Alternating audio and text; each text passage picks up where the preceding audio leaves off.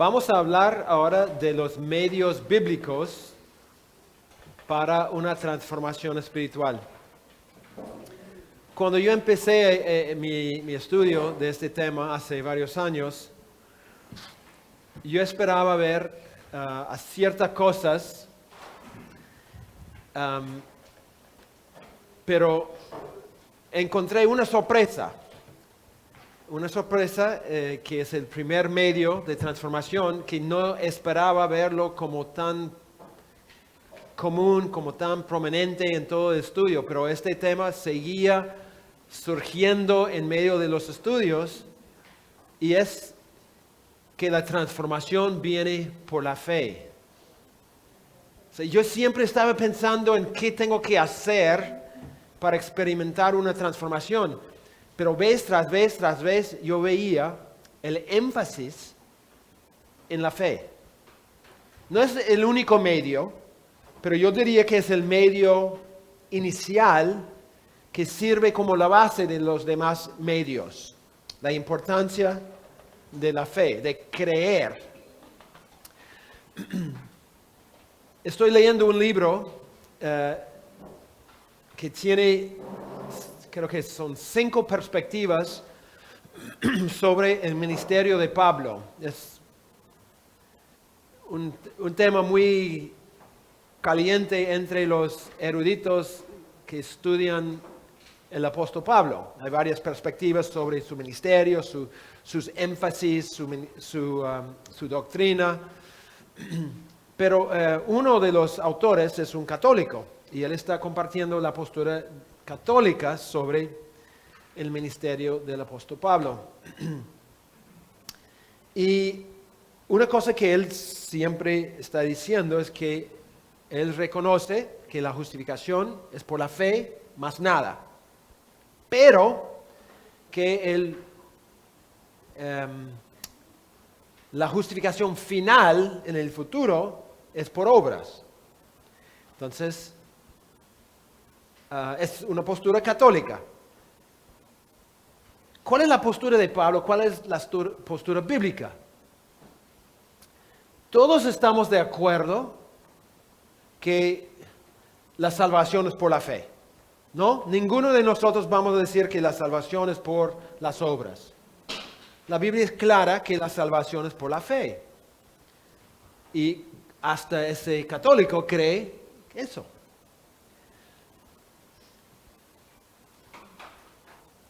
Pero ¿qué pasa?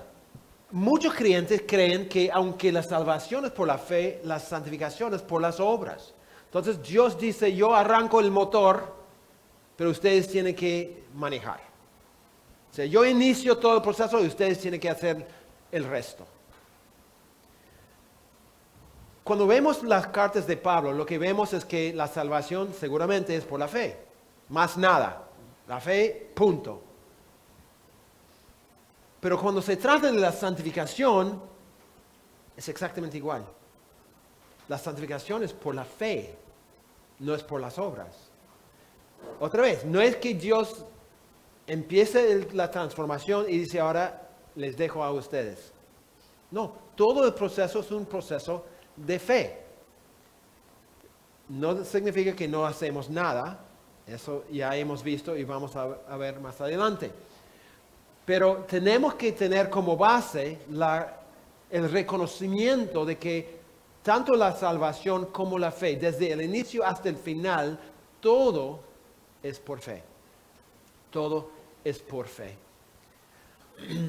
La transformación en el sentido de la conversión como en el sentido de la santificación se realiza por la fe. Todo es por la fe. Ahora, ustedes tienen ahí un texto de Gálatas 5. Vamos a pasar ese texto porque vamos a ver otro texto que enseña la misma idea. Pero antes de ver el texto, quiero que podamos reflexionar por algunos minutos en la forma que Pablo ve la ética, la forma en que Pablo ve llamados a obedecer. La forma común, otra vez, es esto. Decimos, hermano, tú no eres santo, pero debes ser santo. Entonces, ponte las pilas y sé santo. O sea, es la forma que tendemos a predicar, a enseñar.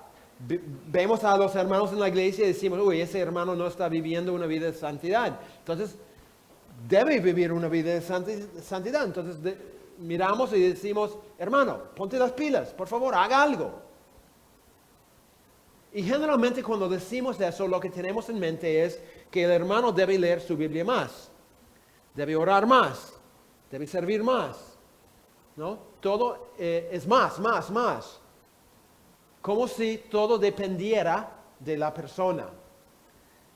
Parece que pensamos que el camino a una transformación es más compromiso, más esfuerzo, más disciplina, más.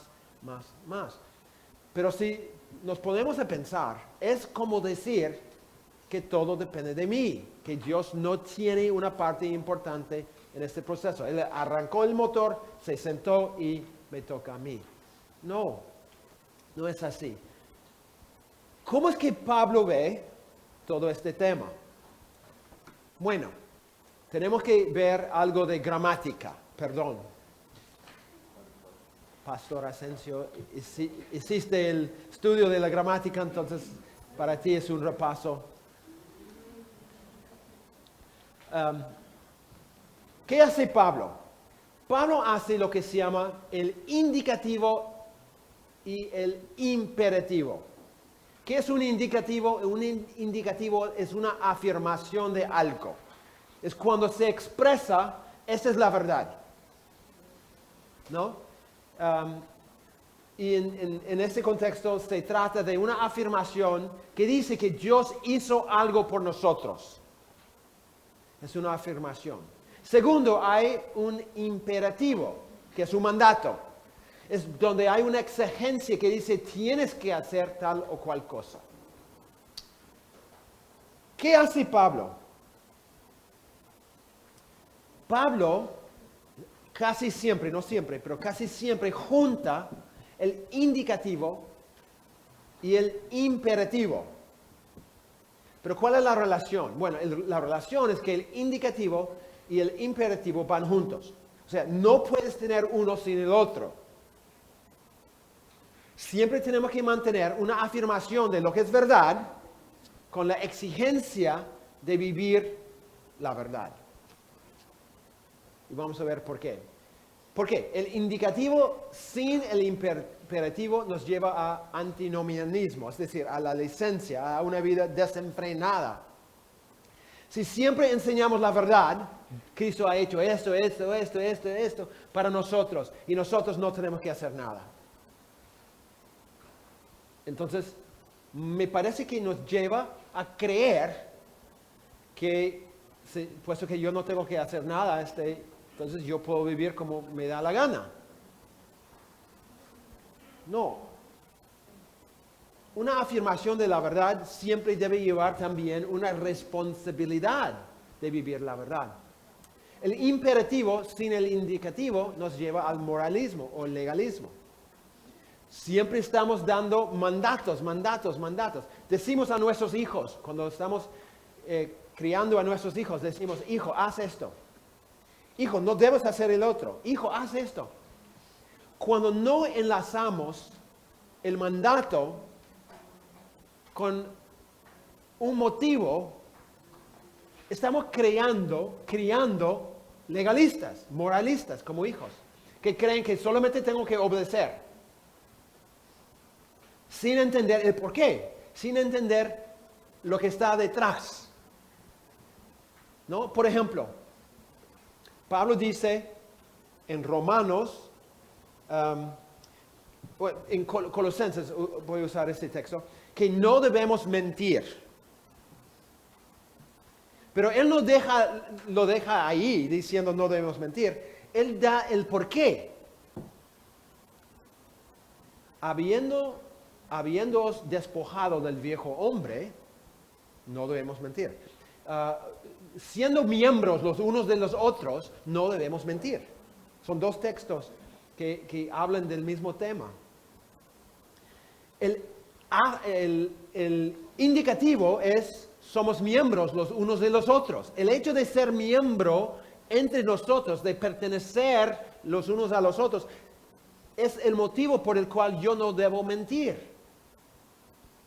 Porque mentir a mi propio miembro no tiene sentido. Nos pertenecemos, entonces la mentira es algo que divide, que engaña. Entonces cuando enseñamos a nuestros hijos, cuando enseñamos en la iglesia, tenemos que siempre juntar el indicativo con el imperativo. Ahora, también el indicativo debe ir antes que el imperativo.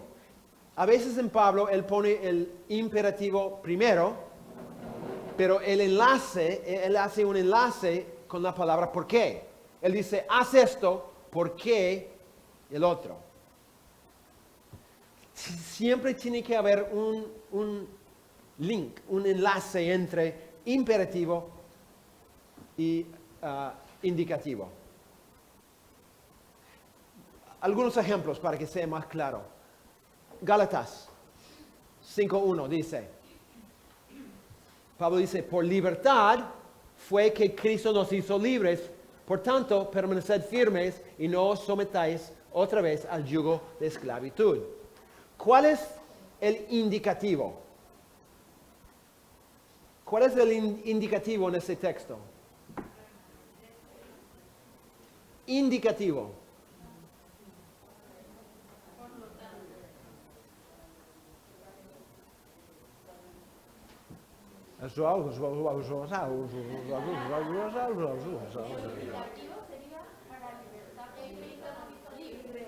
Ok, exactamente. Cristo nos hizo libres. Es una afirmación de una verdad.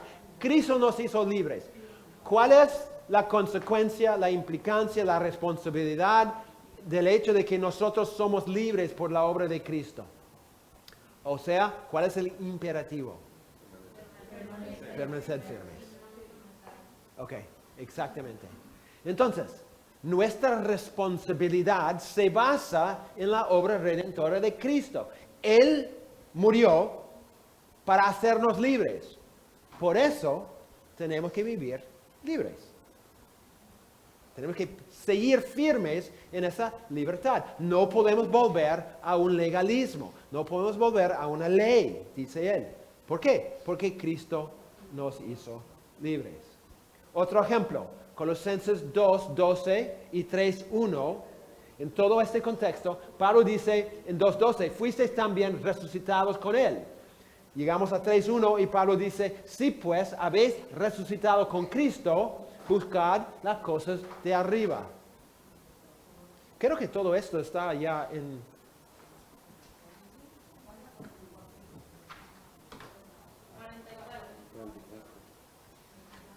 Perdón, sí, es que todo eso de Gálatas 3 saltamos.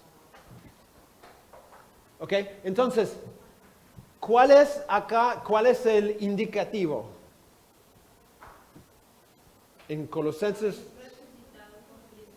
Ok, exactamente.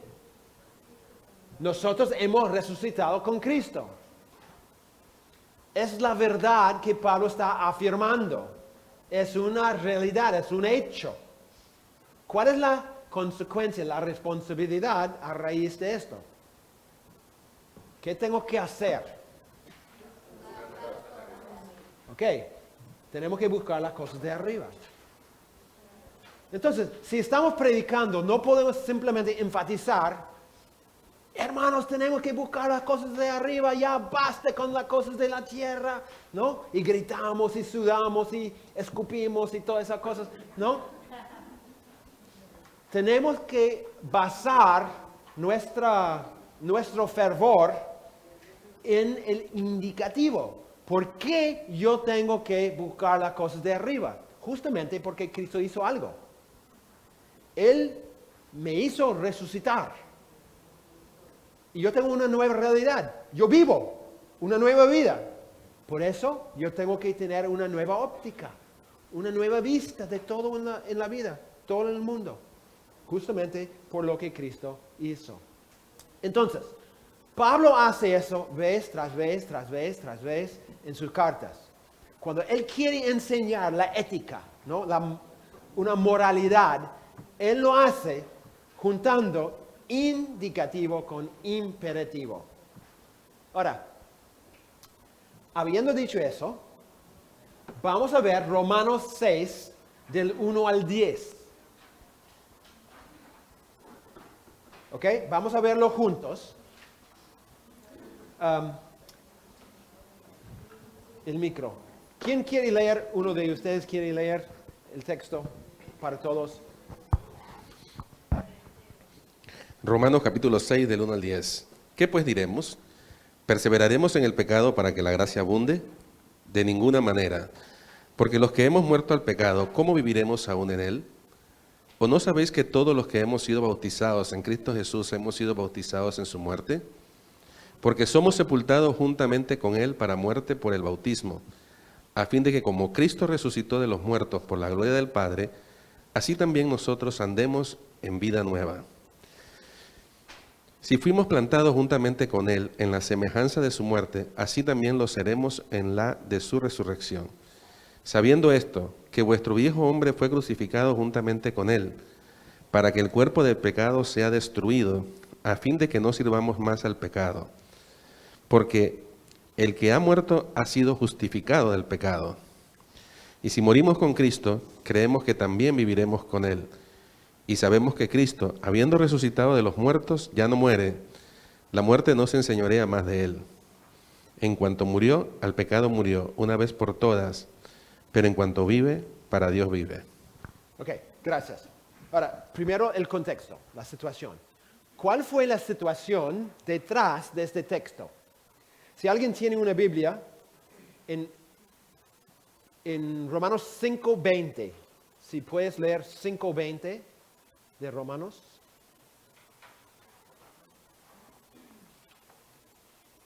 Hermana, ¿tienes ahí?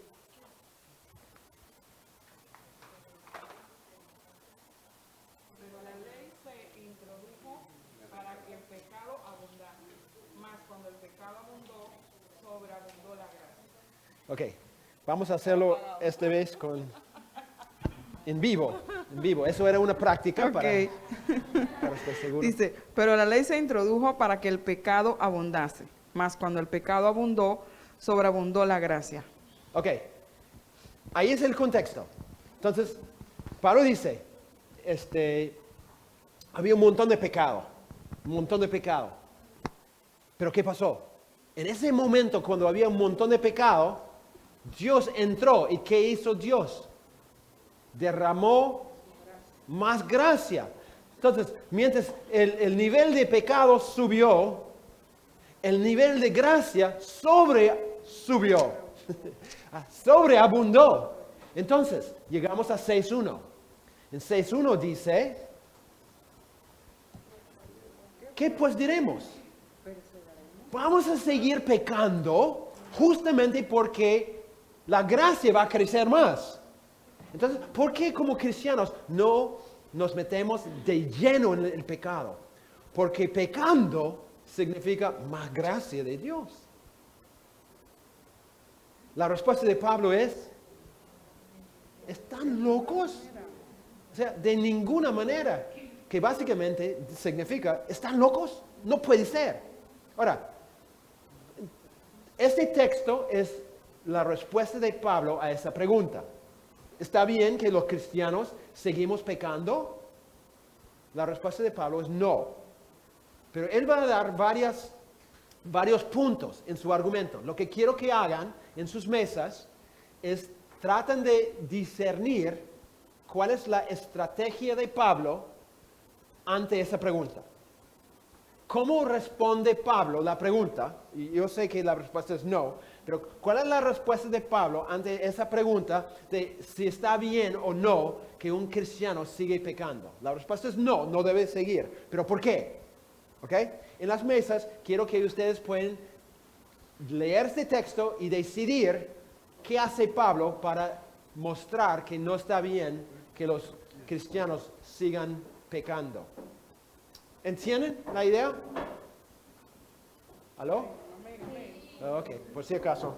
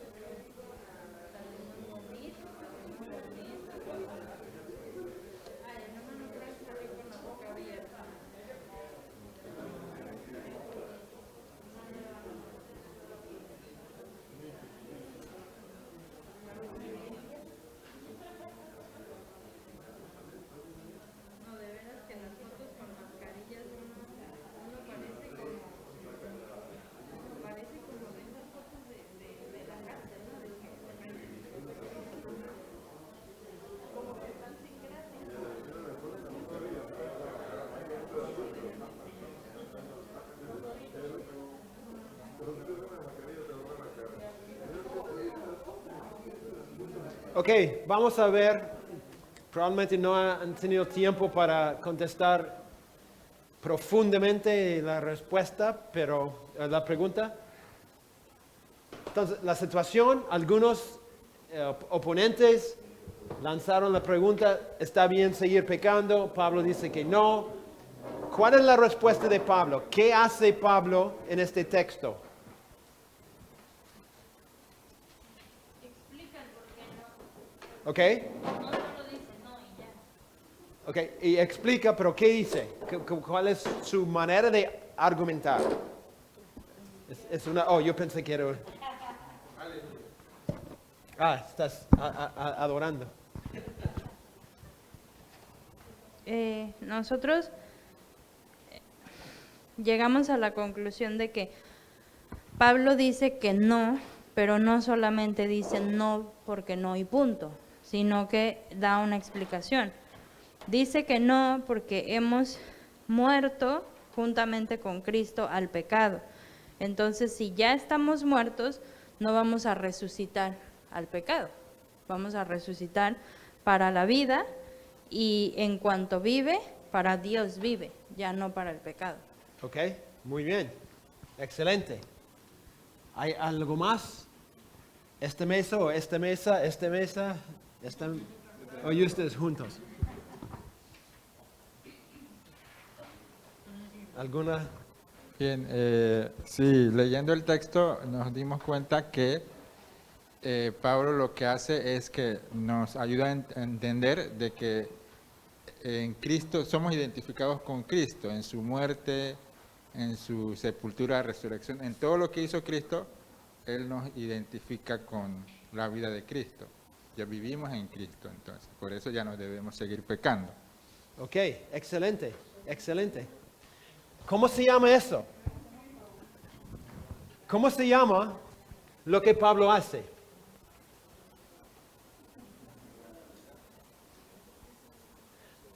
Otra pregunta. ¿Cuántos mandatos hay en el texto? Ok, sin contestar esa pregunta, yo quiero, vamos a volver a la respuesta a esa pregunta, ok. Quiero que vean algunas cosas que ya mencionaron, pero solamente para repasar. Pablo, su primera respuesta es, no está bien seguir pecando porque nosotros hemos muerto al pecado. Es lo que ustedes han dicho, ¿no? Pablo dice, porque los que hemos muerto al pecado, ¿cómo viviremos en él? O sea, Pablo es incrédulo. Él dice, ¿qué? O sea, hemos muerto al pecado, vivir en pecado es imposible. Somos la clase de personas, literalmente es lo que Pablo dice, que no podemos vivir en pecado por todo lo que nos ha pasado. Entonces, ¿qué quiere decir muerto al pecado? ¿Significa que ya no voy a morir, no voy a pecar? ¿Qué quiere decir que hemos muerto al pecado?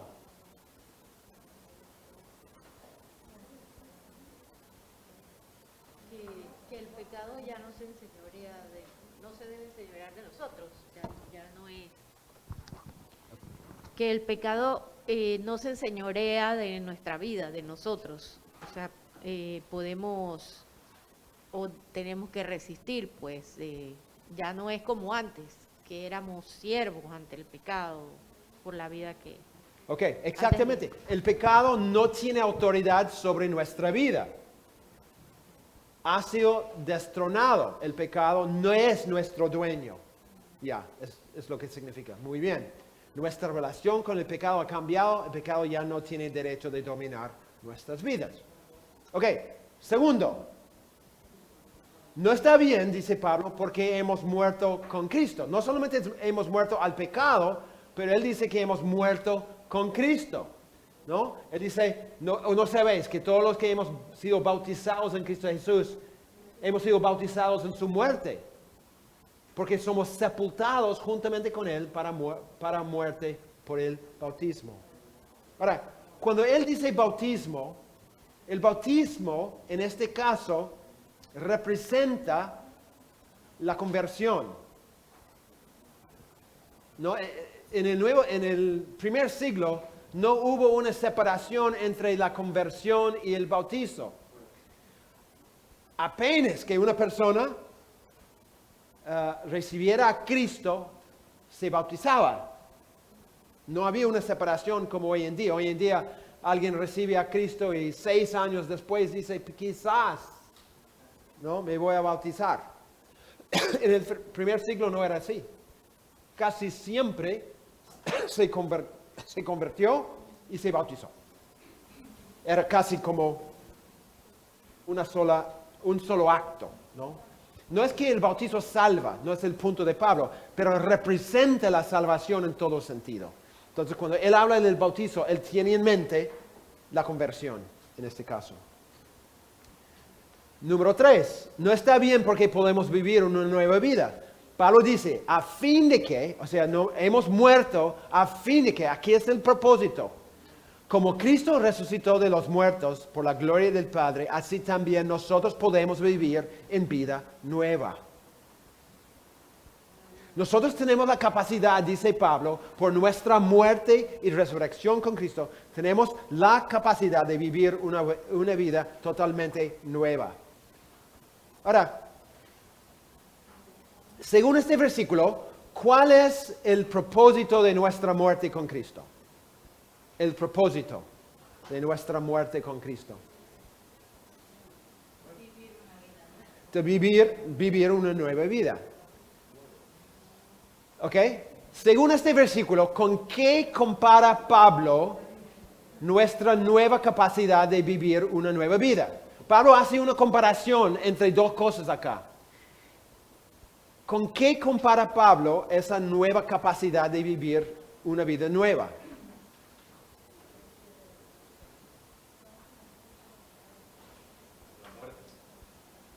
No. Ok.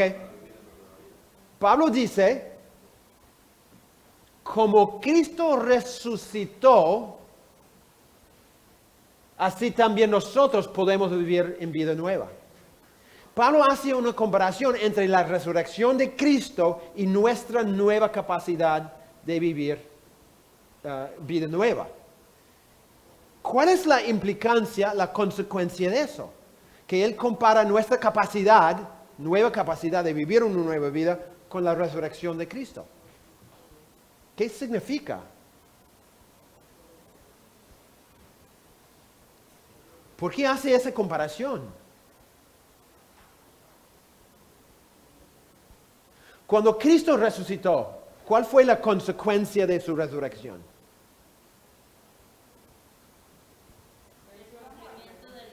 Venció la muerte, cumplió la ley. Él resucitó a la misma vida, una vida de una clase totalmente diferente, ¿no es cierto? En nuestro caso, nosotros hemos muerto con Cristo. Como Cristo resucitó, Pablo dice, podemos vivir una nueva vida. ¿Qué quiere decir? Que nosotros también hemos resucitado a una nueva clase de vida. O sea, no podemos seguir viviendo igual. ¿Por qué? Porque hemos resucitado con Cristo. Y si hemos resucitado con Cristo, hemos resucitado a una nueva clase de vida. Una forma de vivir que es radicalmente diferente. Es una vida resucitada. Entonces Pablo dice, ahora tenemos una nueva capacidad. Podemos vivir en vida nueva. Antes no. Antes era imposible. Ahora podemos. Entonces, significa que esta nueva vida es como la vida resucitada de Cristo. O dicho de otra manera, la nueva vida a que Pablo se refiere es la vida del siglo venidero. Es la vida de la nueva creación. Es lo que está diciendo. Porque cuando Cristo resucitó, Él abrió la puerta de la nueva creación. Inauguró la nueva creación. Entonces Pablo está diciendo, nosotros podemos vivir la vida del futuro. Ahora. Otro punto. Pablo dice, no podemos seguir en pecado porque nuestro viejo hombre fue crucificado con Cristo. 6:6. ¿No? Entonces, el cristiano ya no es un sirviente, no es un siervo al pecado, porque su vida antigua fue crucificada. Pablo, miren lo que dice ese texto. Pablo dice, sabiendo esto, que nuestro viejo hombre fue crucificado juntamente con Cristo. ¿Cuál es el propósito? Según ese pasaje, ¿cuál es el propósito? Por esa crucifixión. Para que el cuerpo del pecado sea destruido. Es decir, el cuerpo es la plataforma a través de la cual pecábamos. Pablo está diciendo que esa plataforma ya no tiene el mismo poder, ya no tiene la misma capacidad. Ha sido, por fe, destruido.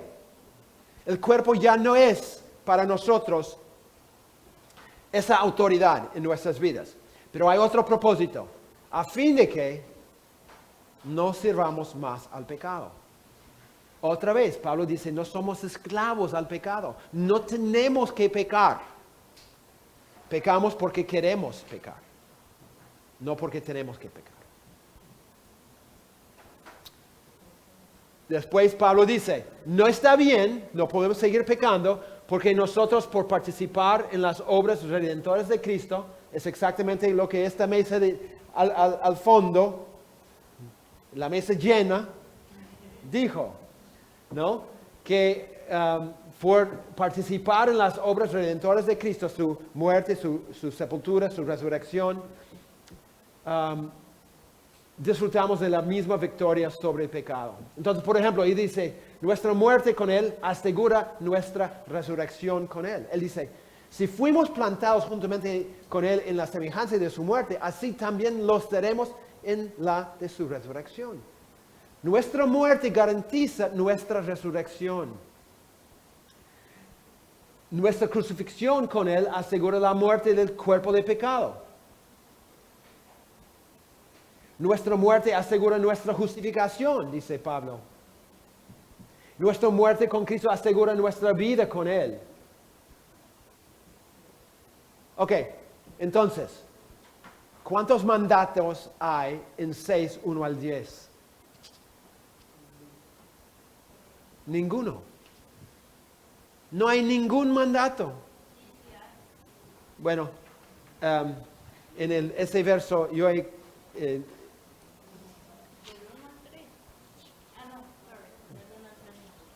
no hay un mandato. Hay uno que parece ser mandato, pero no es mandato. Pero yo pensé que la idea era corregir a una iglesia que quería seguir pecando. Si te toca predicar y alguien te dice, mira, toda la audiencia cree que está bien pecar. Tú dices, ¿qué cosa? Dice que está bien pecar. Yo puedo darles duro. Tú sacas tu púlpito. Tienes tu Biblia y empiezas a gritar, no podemos pecar por esto y el otro, hermano, no hagas eso, no hagas el otro. Es lo que haríamos. Pablo tiene la misma idea en mente, que no podemos pecar. Pablo dice, yo voy a tratar el asunto, no se preocupen. ¿Qué hace Pablo? En vez de exigir cosas, porque no hay ni una exigencia en 6, 1 al 10, ¿qué hace Pablo?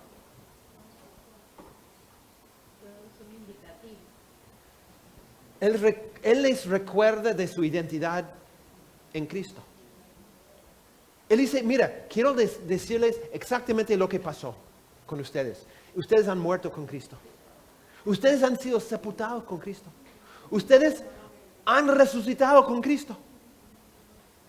¿Cómo deben vivir como consecuencia? Y ellos, mira, entiendo ahora. Entiendo. O sea, no tiene que exigir nada.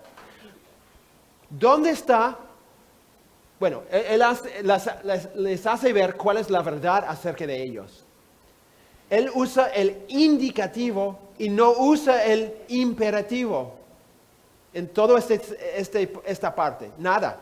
Simplemente quiere compartir cuál es la verdad acerca de ellos. Ok.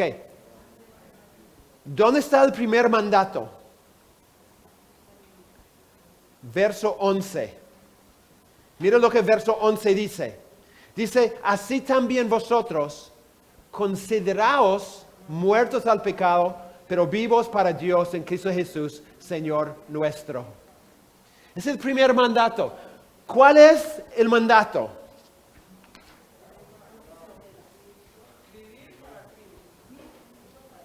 No, bueno, yo no creo que sea vivir para Cristo. Considerarse. ¿Qué quiere decir? Pablo dice en 1 al 10, mire, esto es lo que les ha pasado. Muerto al pecado, muerto con Cristo, sepultado con Cristo, resucitado con Cristo, viejo hombre crucificado. Y ahora dice, aquí es lo que quiero exigir de ustedes, que se consideren muertos al pecado.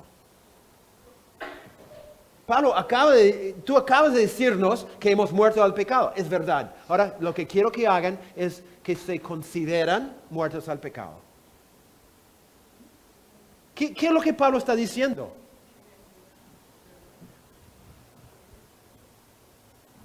¿Qué quiere decir considerarse muerto al pecado?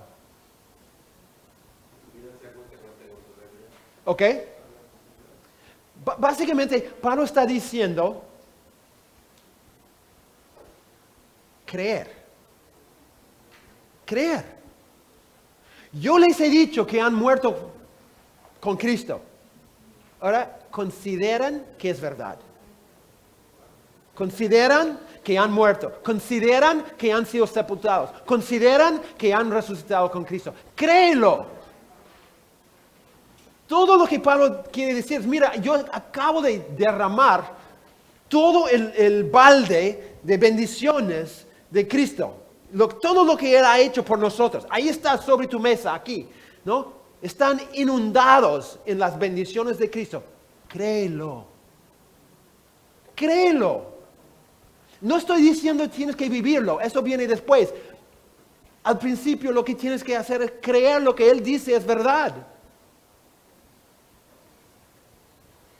La esencia de lo que Pablo desea enseñar aquí es vivir una vida transformada. Empieza con el compromiso de creer las declaraciones de Dios acerca de nosotros. Por ejemplo, no querías copiarlo, ya.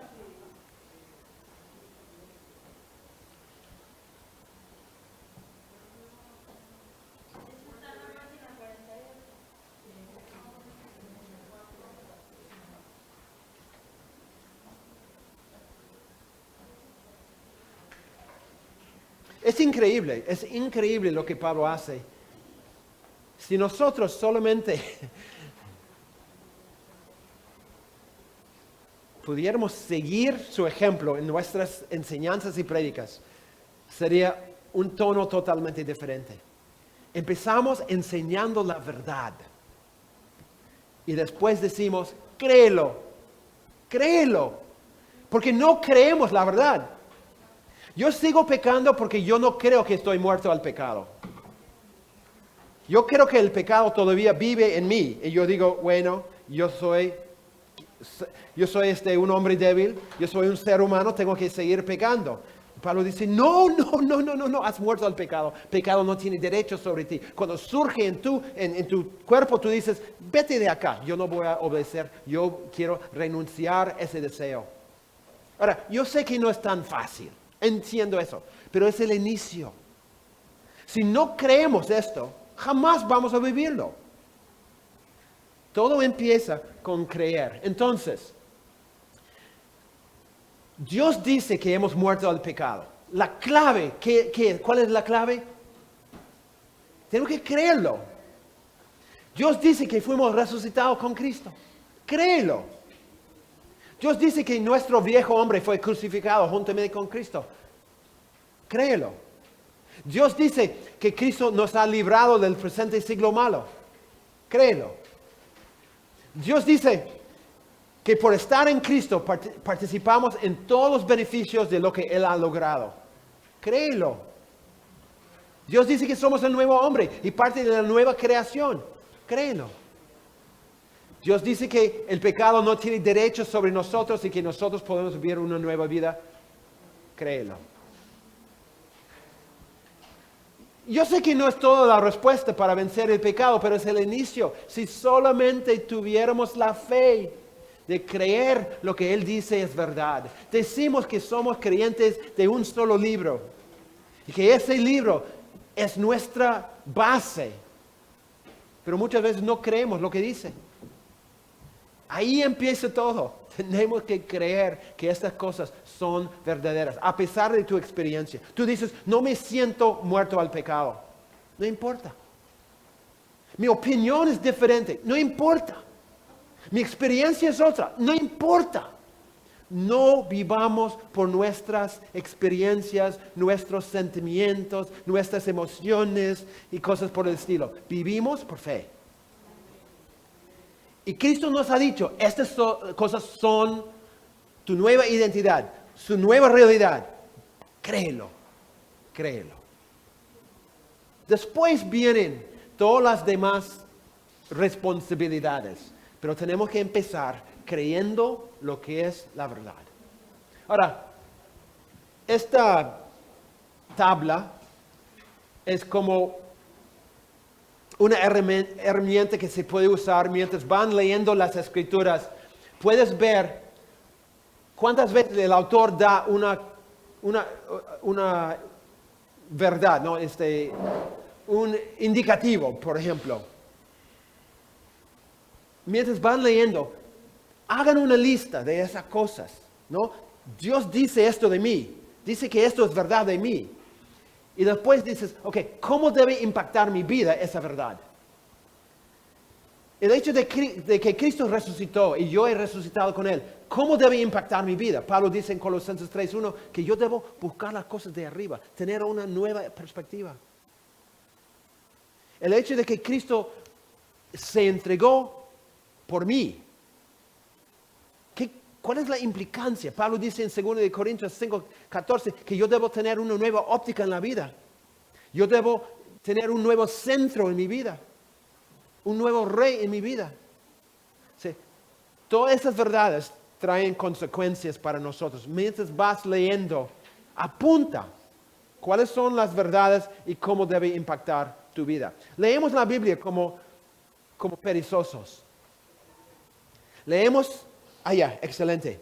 Cumplí mi responsabilidad, ahí guardo mi Biblia y andamos en la vida. Tenemos que interactuar con la Biblia. Cuando la Biblia nos habla, apunta, mira lo que dice. Ayer tuve una experiencia increíble. Estaba leyendo Hebreos, estoy estudiando el libro de Hebreos. Estuve leyendo en capítulo 12 y Dios realmente me habló a través de ese texto de una forma muy fuerte, muy, muy fuerte. Mostrándome ciertos pecados de mi vida. Y también una gratitud hacia una persona que vivía ese texto. Y por vivir ese texto, él hizo una inversión en la vida de mi hijo, uno de mis hijos.